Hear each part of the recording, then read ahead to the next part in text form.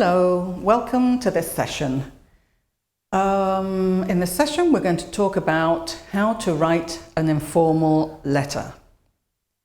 When we write an informal letter, we have to pay attention to a number of factors.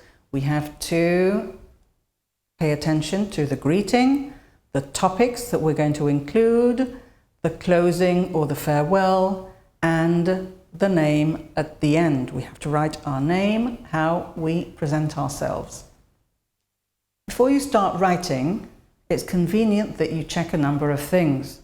For example, what you have to write, make sure that you know exactly what you want to write, the information that you have to include, how to structure that information, and how to include sections with all the relevant information that you want to convey, that you want to express. After you've written the informal letter or email, then you have to check what you've written. It's basic that you check everything that you've written once you've written it. And check grammar, vocabulary, have you used the appropriate words, have you used the appropriate structure. The layout is also very important. The length, is the length appropriate, and the level of formality. It's not the same if we are writing to a friend or if we're addressing the letter in a more formal situation to somebody that we do not know. There are, as I was saying, different levels of formality to start and end a letter.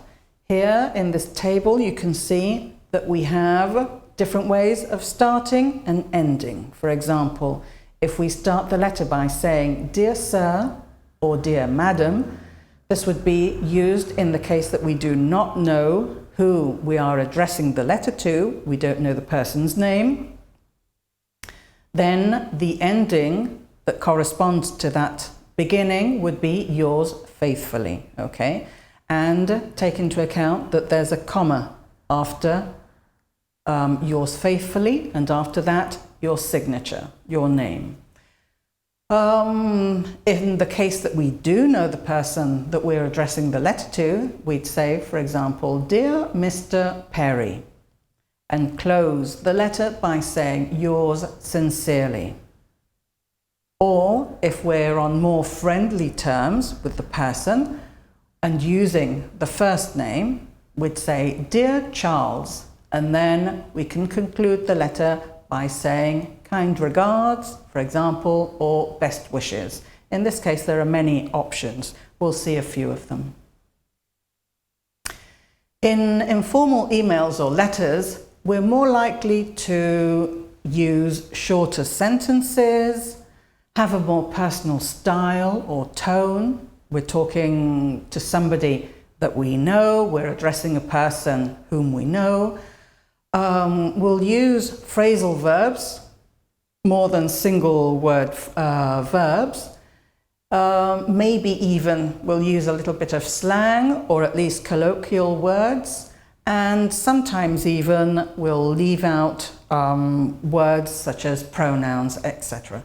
But this, as I say, in an informal situation when we're writing to somebody that we know and it's informal. Okay, so please bear in mind all of these things. Okay, that's all for now. Bye-bye.